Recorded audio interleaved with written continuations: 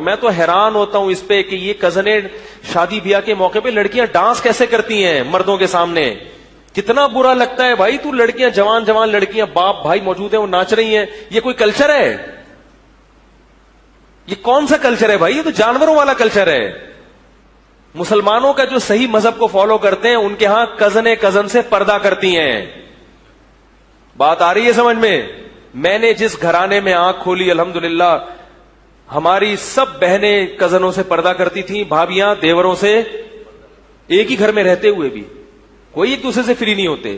حالانکہ احترام اپنی جگہ, احترام بھی ہے, عزت بھی ہے, ان کا خیال رکھنا بھی ہے, مگر سامنے بیٹھ کے گپے لگانا, فری ہونا, یہ تو اب میں جب گھروں میں لوگوں کے دیکھتا ہوں یار کزنوں سے مسافہ کر رہے ہو, وہ شادی میں تمہارے سامنے ڈانس ہے, اس کے باپ کو کچھ نہیں ہو رہا, اس کزن کو تو مزہ آ رہا ہے کزن کے سامنے ڈانس کرتے ہوئے, لیکن اس کے ابا کو کیا ہو رہا ہے؟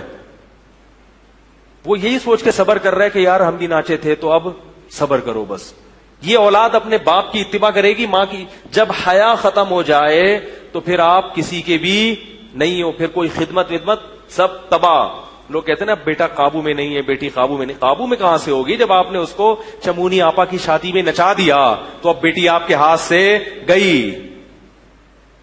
وہ تو شرم و حیا ہوتی ہے جب ابا سامنے آئے تو سر پہ چادر لے لے. اس قسم کی بیٹیاں ہوتی ہیں جو ابا کو کیا سمجھتی ہیں؟ ابا. جب آپ نے اس کو نچا دیا شادی میں تو اب آپ کہو کہ بیٹی میری بات سنتی کیوں نہیں ہے؟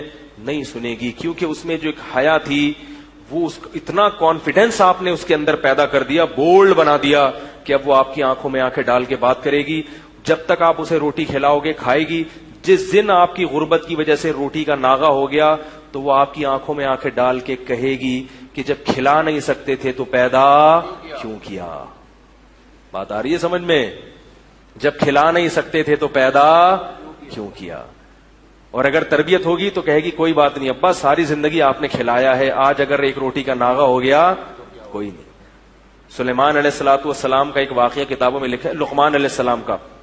یہ کسی کے غلام تھے تو ان کا مالک ان پہ بہت سخاوت کرتا تھا. تو ایک دن مالک نے ان کو ککڑیاں دی, جب انہوں نے کھائیں تو وہ کڑوی تھیں لیکن یہ کھا گئے. مالک نے ایک ککڑی چکھی, یہ کیا ہے یار یہاں مسلسل. مالک نے ایک ککڑی جب چکھی تو کڑوی تھی. تو اس نے کہا لقمان علیہ السلام سے کہ تم یہ کڑوی ککڑی کیسے کھا گئے؟ کہتے ہیں ساری زندگی آپ نے میٹھی ککڑیاں کھلائی ہیں, آج جب منہ میں کڑوی گئی تو مجھے شرم آئی یہ کہتے ہوئے کہ یہ کیا ہے؟ کڑوی. میں نے کہا کھا لو بس. یہ شکر گزار لوگ ہوتے ہیں, شکر گزار اولادیں ہوتی ہیں.